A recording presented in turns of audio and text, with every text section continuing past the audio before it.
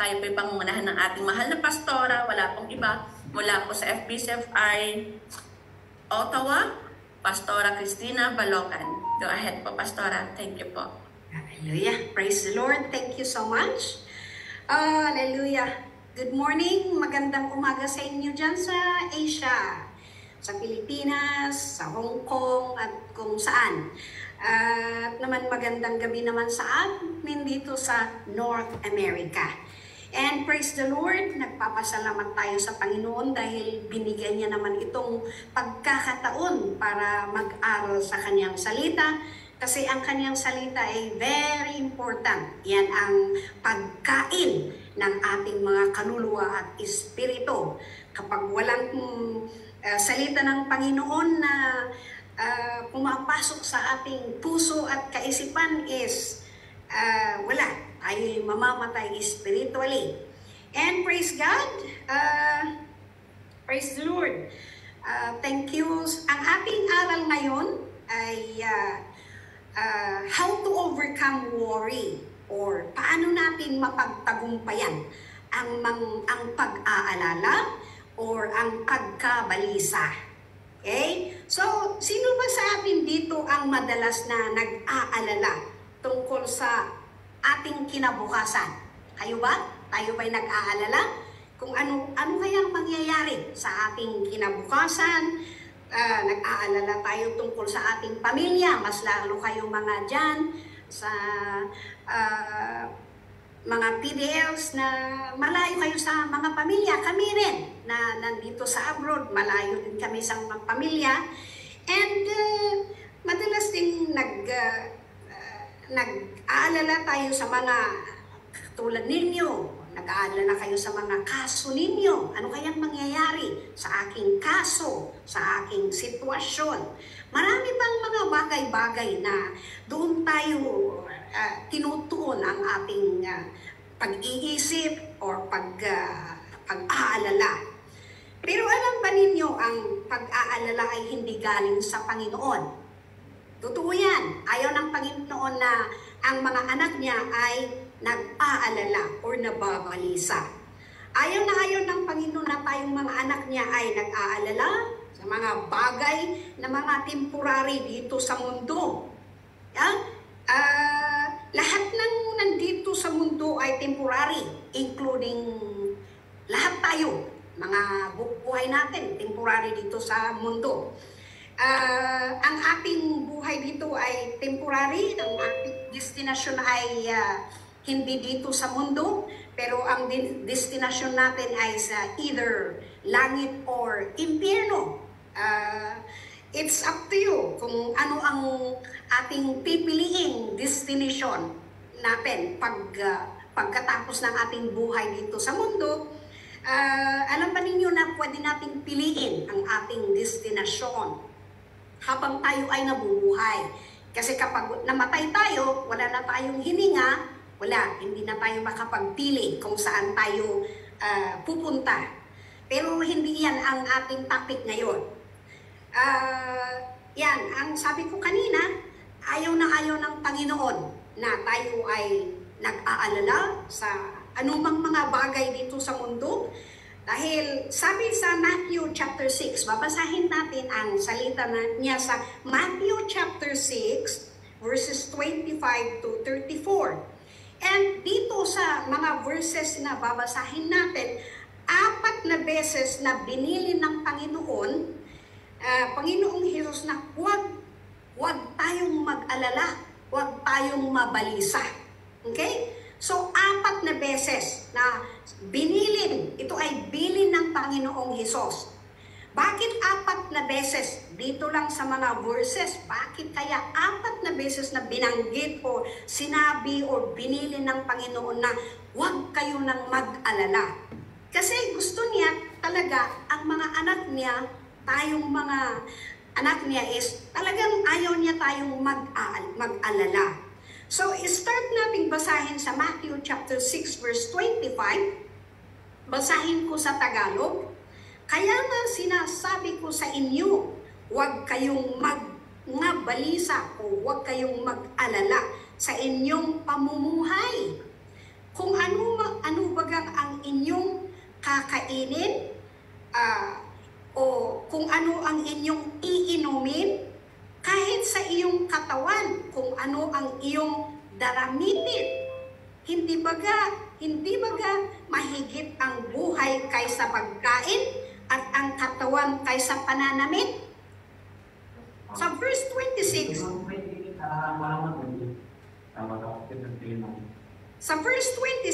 masdan ninyo ang mga ibon sa langit na hindi sila nagtatanim, ni umaaniman o kaya'y nagtitipon sa kamalig, at sila'y pinakakain ng inyong Ama. Sa kalangitan, hindi baga lalong higit ang halaga ninyo kaysa kanila?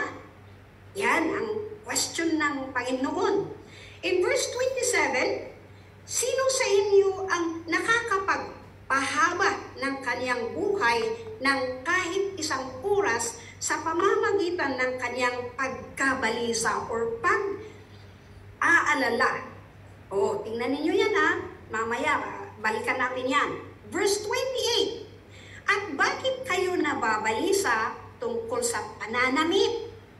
Isipin ninyo kung paano tumutubo ang mga bulaklak sa parang, hindi sila nagtatrabaho ni gumagawa ng damit.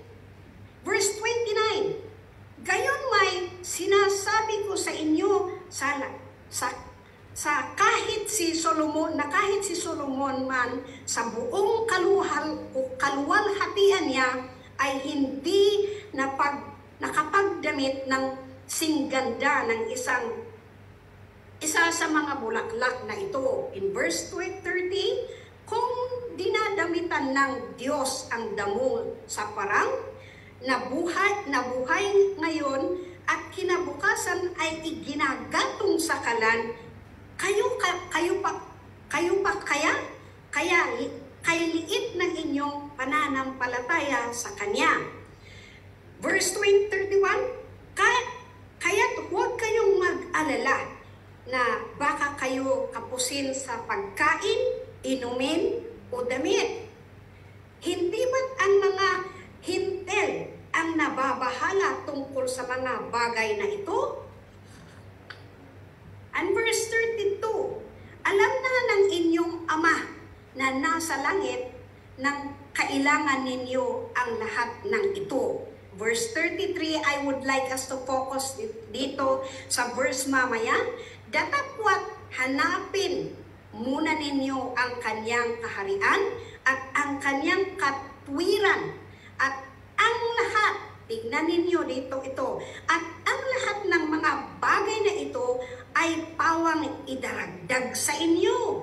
And verse 24, kaya't huwag ninyong ikabalisa ang sa araw ng bukas, sapagkat ang araw ng bukas ay mababalisa sa kanyang sarili, sukat na sa kaarawan ang kanyang kasamaan.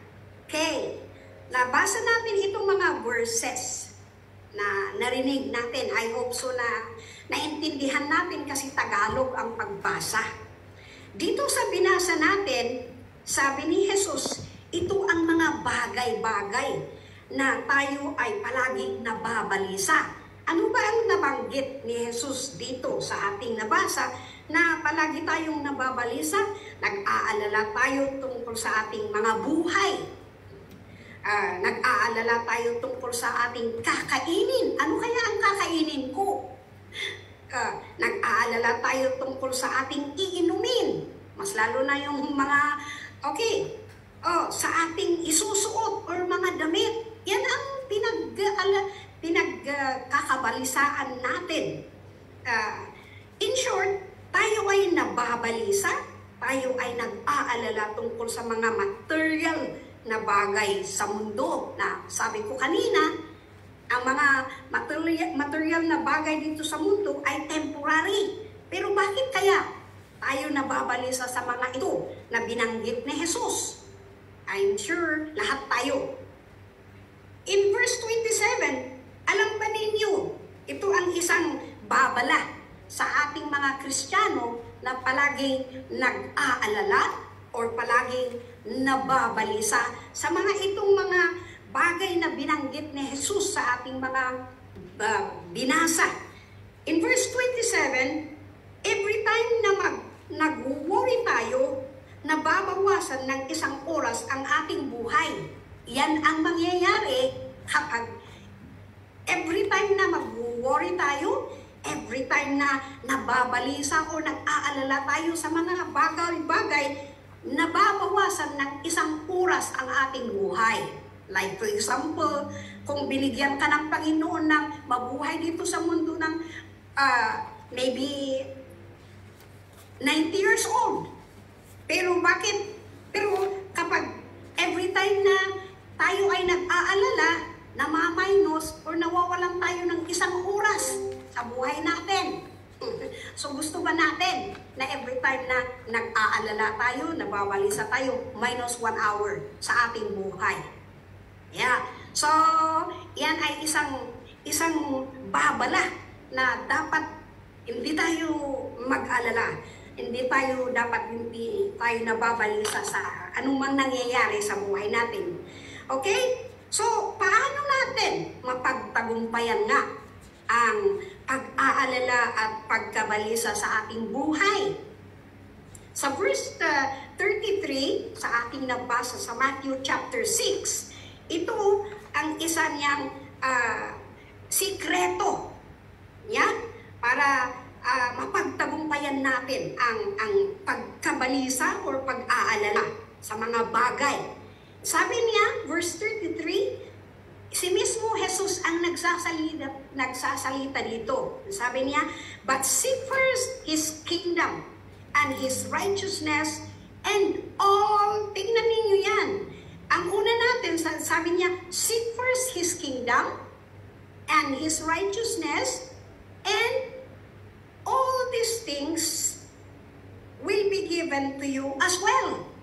Wow! Magandang yan, promise ng Panginoon kung gagawin natin yan. Okay? Ang sabi niya, seek first His kingdom. Hanapin muna natin ang kaharian ng Panginoon. Ano ba ang kaharian ng Panginoon? Ang kaharian ng Panginoon is where we feel His presence. Ang kaharian ng Panginoon is katulad natin ngayon na ang presensya ng Panginoon is nandito sa ating kalagitnaan. Kahit kayo ay nasa Pilipinas, kung saan man mundo tayo, as long na ang sabi niya sa salita niya, 2 or 3 gathered in the name of Jesus, there He promised na ang presensya ng Panginoon is nandyan. So, yan ang sabi ng Panginoon, seek first His kingdom. Ang kanyang kaharian wherein we can nararamdaman ang kanyang presensya, ang kanyang kaharian wherein we can experience, wherein we can see the power or kapangyarihan ng Diyos. Katulad ng, alam ba ninyo na kapag tayo ay nasa kaharian ng Panginoon, talagang may kapangyarihan niya na babaguhin tayo. Yeah? So, may kapangyarihan ng Panginoon na babaguhin natin ang ating mga buhay. Okay? Ang kaharian ng Panginoon is kung there it is where we can experience or mararamdaman or makikita natin ang mga paggaling ng mga may sakit, katulad ng physical na sakit, katulad ng emosyon, kung kayo ay emosyon or parang walang, kaya nga nababalisa nga nag-aalala, yan ay isang example ng emotional na sakit, emosyon na sakit, palaging nababalisa. Pero kapag nandito nasa presensya o nasa kaharian tayo ng Panginoon, I'm sure lahat ng mga iyan is, He will heal us. He will deliver us. Okay? And yan ang sabi niya, seek first His kingdom. Unahin natin muna na hanapin ang kaniyang kaharian. Okay? So, Another one na sinabi niya sa verse 33, para mapagtagumpayan natin ang pag-aalala at pagkabalisa, is here. After that, na hanapin natin ang kanyang kaharian, hanapin muna natin also ang kanyang righteousness, ang kanyang katwiran. Okay? Ang righteousness ng Panginoon, kasi importante yan. So, paano natin hanapin ang katwiran ng Panginoon, ang righteousness ng Panginoon? Ang unang gawin natin para hanapin ang righteousness or katwiran ng Panginoon is we have to start to obey God. Okay? Ang isang Kristiyano, ang isang taong nagsasabing Kristiyano, kung hindi siya sumusunod, hindi nag-uobey sa kalooban ng Panginoon, I'm sure palagi siyang nag-aalala. Palagi siyang nag-aalala. Kaya, umpisahan natin na sundin ang kagustuhan ng Panginoon sa ating buhay. At yan ang katwiran or righteousness, ang ating pag-obey. Okay? Ang ating pag-obey or pagsunod sa kalooban ng Panginoon ay dapat tuloy-tuloy. Sa ating mga Kristiyano, hindi lang ang pagsunod natin sa Panginoon is sundin natin ngayon and then bukas hindi. Ang pagsunod natin, kapag tayo ay nagiging Kristiyano, anak tayo ng Panginoon, we accepted Jesus as our Lord and Savior, dapat ang pagsunod natin or pag-obey natin sa kalooban ng Panginoon is tuloy-tuloy habang tayo ay nabubuhay, hanggang ang Panginoon ay kukunin niya ang ating buhay. So iyan ang sabi ng Panginoon na hanapin natin ang kanyang righteousness, pag-obey. So importante yan. So kahit yan ang matutunan ninyo ngayong gabi sa ating aral na sa pag-obey, kailangan pala para magiging tayo ay makatwiran or tayo ay righteous in the eyes of God is of course, He made us righteous through our faith when we accepted Him. But you see, kung hindi natin inuubay siya, hindi natin sinusunod ang kanyang kalooban, wala rin. Sabi sa Deuteronomy chapter 6 verse 25, basahin natin. I'm sorry, I think I did not give this to Deuteronomy chapter 6 verse 25. Sabi niya, at siya ay magiging katwiran sa atin kung ating isagawa ang buong utos na ito sa harap ng Panginoon Jesus, gaya ng iniuutos niya sa atin. See? At siya ay magiging katwiran sa atin kung tayo ay sumusunod or kung susundin natin ang kanyang kalooban sa ating buhay.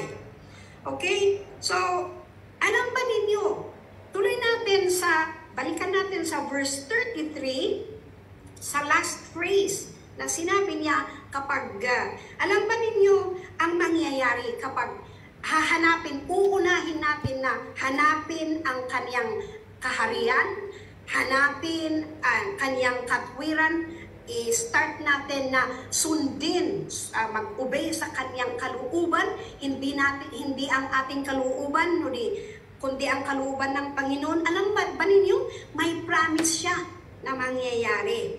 Okay, kapag inuuna natin ang kanyang kaharian at ang kanyang righteousness at ang kanyang katwiran, dito sa Matthew 6:33, ang sabi niya, all these things will be given to you as well.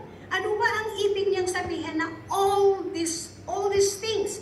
Lahat ng mga binanggit ni Jesus sa binasa natin from verse 25, katulad ng pagkain, ano ang ating kakainin, ano ang ating isusuot, ano ba yun? Ito ang promise, all these things, ibibigay din ng Panginoon. So ayaw ba natin yan? Na lahat ng mga pinagkakabalisahan natin na na binanggit ni Jesus is pag unahin natin na hanapin ang kaniyang kaharian, gawin natin ang kalooban ng Panginoon, then wala tayong problema, hindi na tayo mag-aalala kasi promise ng Panginoon, ibibigay niya lahat yan. Parang bonus ba? Bonus sa atin kapag tayo pag gawin natin ang sinabi niyang dalawa. Isa ako sa nagbibigay ng patutuo tungkol dito sa promise ng Panginoon sa Matthew chapter 6 verse 33. And noong inuna ko ang kaniyang kaharian, inuna ko na hanapin ang kaniyang kaharian, inuna ko na hanapin ang kaniyang katwiran, tuloy-tuloy na sinunod ko ang kaniyang mga kalooban sa aking buhay. Hindi na ang kalooban ko ang nasusunod, kundi tuloy-tuloy na habang inaaral ko ang mga kalooban ng Panginoon is tuloy-tuloy na sinusunod ko. I'm sure talagang ang Panginoon totoo. Totoo. Hindi niya ako pinapabayaan kahit kailanman. As long na gawin natin yan, ang Diyos hindi sinungaling. Pag ang Diyos ay nagsabi or nag-promise, kapag tayo ay faithful, sumusunod ang Panginoon, talagang gagawin niya ang kanyang promise. Kaya nasa atin ang susi. Gusto ba natin na ang kanyang mga blessings, kanyang itong mga pinagkakabalisaan natin, bagay-bagay na pinagkakabalisaan natin, ay ibigay niya rin, unahin natin siya. So, yan ang isa or ang gawin natin para tayo ay mapagtagumpayan ang pag-aalala or pagkabalisa. Another one na gawin natin para tayo ay matagumpay, mapagtagumpayan natin ang pag-aalala at pagkabalisa is sa Philippians chapter 4 verse 6 to 7. Ang sabi niya dito, ito rin ang ating gawin para mapagtagumpayan. Sabi niya sa Philippians chapter 4 verse 6 to 7, do not be anxious about anything, but in every situation, by prayer and petition, with thanksgiving, present your request to God. In verse 7, and the peace of God, which transcends all understanding, will guard your heart and your minds in Christ Jesus. Basahin ko nga sa Tagalog. Huwag kayong mga balisa sa anumang bagay, kundi sa lahat ng mga bagay sa pamamagitan ng panalangin. Take note this one. Kundi sa pamamagitan ng panalangin at daing na may pagpapasalamat ay ipakikilala ninyo ang iyong mga kahilingan sa Diyos. In verse 7, ito na naman ang kanyang promise. Pagkatapos na gawin natin ang sinasabi niya sa verse 6 na panalangin, ito ang promise niya sa verse 7. At ang kapayapaan ng Diyos na masayod ng pag-iisip ay mag-iingat. Tingnan nyo yan, ang salita niya ay mag-iingat ng inyong mga puso at ng inyong mga pag-iisip kay Kristo Jesus. Alam ba ninyo, pag-iingatan ng Diyos ang ating puso at pag-iisip kapag gawin natin ang sinasabi niya sa verse 6. Kapag kumakatok, ito ang gawin natin. Ang sabi nga ni Paul, yan sa verse 6, kapag kumakatok ang worry at pagkabalisa sa atin, sabi ni Paul, sa lahat ng sitwasyon, sa lahat ng mga nangyayari sa ating buhay, ang gawin natin is idulog natin sa Panginoon sa pamamagitan ng panalangin. Instead of mag-aalala, manalangin. Punta tayo sa Diyos at manalangin. Prayer. Idulog natin sa Panginoon ang lahat ng ating daing or pagsusumango. kung ano man ang ating sitwasyon. Alam ba ninyo, ang prayer, ito ang isang bagay na gustong-gusto ng Panginoon na gawin natin, mga anak niya. Gustong-gusto niya, gusto ng Panginoon na palagi tayong nakikipag-usap sa Kanya. Di ba kapag mahal natin ang isang tao, gustong-gusto natin na kausap siya palagi, di ba? Kapag mahal natin ang isang tao, gusto nating kausapin siya. Ganun din ang Panginoon. Naghihintay ang Panginoon na kausapin niya. At naman, ang Panginoon nakikipag-usap din sa atin. So, dapat aralin natin na we can hear also God to speak to us. So, yan. Sa panalangin, doon mabibuild or lumalakas or lumalapit ang ating relasyon sa Panginoon. Gusto ba natin na malapit tayo sa Panginoon? Katulad ng isang tao na pag malapit ka sa isang presidente, kilalang-kilala ka ng presidente, malapit ka nga malapit ka. Kahit anong hilingin mo sa presidente ng Pilipinas, pag hiniling, ibibigay niya. Katulad din sa Panginoon. Kapag malapit tayo sa Panginoon, ang relationship natin sa Panginoon is very close. Alam ba ninyo, kahit anong hihilingin mo, ibibigay niya. Yes. Gusto ba natin yan? So, i-build up natin ang ating prayer, ang ating panalangin, kahit anong sitwasyon. Huwag nating kalimutan na okay, so yan ang gawin natin na i-build up natin ang ating relationship natin sa Panginoon.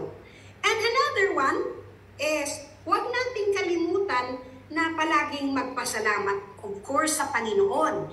Marami nga sa atin pag ibinigay nga ng Panginoon ang ating hinihiling, wala tayong pasasalamat. Ang sabi ni Paul sa verse 6, kailangan huwag natin kalimutan na magpasalamat palagi sa Panginoon. Diba? Amen ba? Okay? Ang ating pagpapasalamat sa Panginoon ay kailangan na i-practice natin kasi ang tao makalimutin. Okay? Kaya dapat i-practice natin ang ating pagpapasalamat sa Kanya, sa Panginoon. Mabuti man o hindi, in all circumstances, baka sabihin nyo, kahit ang aking kaso ay parang